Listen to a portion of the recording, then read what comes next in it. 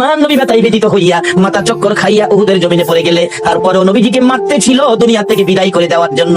এমনি সময় হযরতে জিবরাইল এইভাবে দুইটা হাত বাড়াইয়া আমার আপনার নবীকে কোলে উঠাইছে, তাদের সামনে থেকে টান দিয়ে সরাইয়া নিয়ে আসতে উহুদ পাহাড়ের মাঝামাঝি নিচ থেকে দেখা যায় না এমন একটা জায়গায় নিয়ে জিবরাইল নবীরে কোলে লইয়া ডাকতেছে, ও উহুদের পাথর, উহুদের পাহাড় রে, দেখ যেই নবী না হইলে তোরা হইতে না, আমি হইতাম না, কোন কায়নাত হইতো না। এই নবীরে মারতে মারতে কি অবস্থা করেছে, নবী বেহুশ, জ্ঞান ফিরে না, একটু বিছানার ব্যবস্থা করে দে, আল্লাহর বন্ধুকে শোয়াইয়া রাখি। জিবরাইল বলেন, এই বলে ডাক দেওয়ার সঙ্গে সঙ্গে দেখি লম্বা একটা পাথর ফাইটা তুলার মতো নরম বিছানা হইয়া যায়।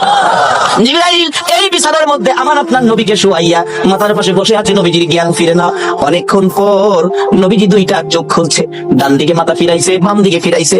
জিবরাইল ডাকে, হুজুর আমি জিবরাইল আপনার মাথার পাশে। আমার নবী কান্দে, জিবরাইল আমার সাহাবীরা কই রে, আমার অবস্থা রে, আমার সাহাবীরা কই, আমার মন মানে না।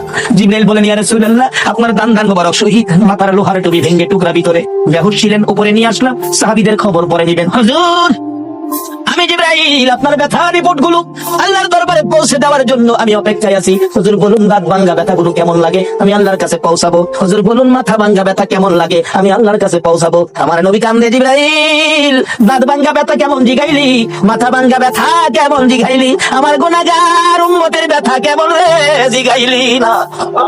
জিবরাইল শুনো, দাঁত ভাঙ্গা ব্যথা মাথা ভাঙ্গা ব্যথার চাইতে রে আমার গুনাহগার উম্মতের ব্যথা বেশি। যেই নবী এত ব্যথায় ব্যতীত হওয়ার পরেও নিজের ব্যথা গোপন করে উম্মতের ব্যথা প্রকাশ করে, বলুন এই নবীর কথাগুলো মানা আমাদের দরকার আছে কিনা? মানলে জান্নাতি, না মানলে দুজকি। মানলে আবু বকর, না মানলে আবু জাহেল। সুজাওয়াজ মানলে আবু বকর, না মানলে আবু জাহেল। আপনারা কি আবু বকর হবেন না আবু জাহেল হবেন? আবু বকর হইতে পারলে লাভ হবে না লস হবে? আবু বকর হইতে পারলে নবীর কথা মাইনা হবেন না না মাইনা? হায় হায়, নবীজির কথা আবু বকর কিভাবে যে মানতেন, অক্ষরে অক্ষরে মানতেন। আপনারা জানেন পুরাণ কাহিনী, নবীজি হিজরত করবেন 6 মাস আগে বলছে, 6 মাস পরে ডাক দিয়া দেহে আবু বকর রেডি। আবু বকর তুমি ঘুমাও নাই? হুজুর 6 মাস আগে যে বলছিলেন, রাত থেকে 6 মাস পর্যন্ত একটা রাত্রেও আমি বিছানায় পিঠ লাগাই না। কিভাবে মানছে? আর আমরা সুদ ছাড়তে পারলাম না, ঘুষ ছাড়তে পারলাম না, মিথ্যার কথা ছাড়তে পারলাম না, মা বাবার সাথে বেইমানি পারলাম না ছাড়তে, পারলাম না খেতের লাইল কাটা বন্ধ করতে, পারলাম না চুরি করা বন্ধ করতে, পারলাম না মানুষের সাথে ভালো ব্যবহার দেখাইতে। আল্লাহ বলছে নবীর কথা মানতেন। নবীর কথা মানলে আবু বকর, আপনারা কি সেই নবীর কথা মানতে রাজি আছেন?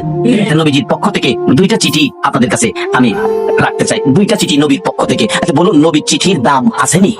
বাবা যুবক রে, আজকে তো দিনে সমাজে দেখছি বন্ধুর সিডি আইলে বন্ধুর সিডি ফাইলে রাত্রে দিনে সাইবার বিরা করে বন্ধুর সিডি।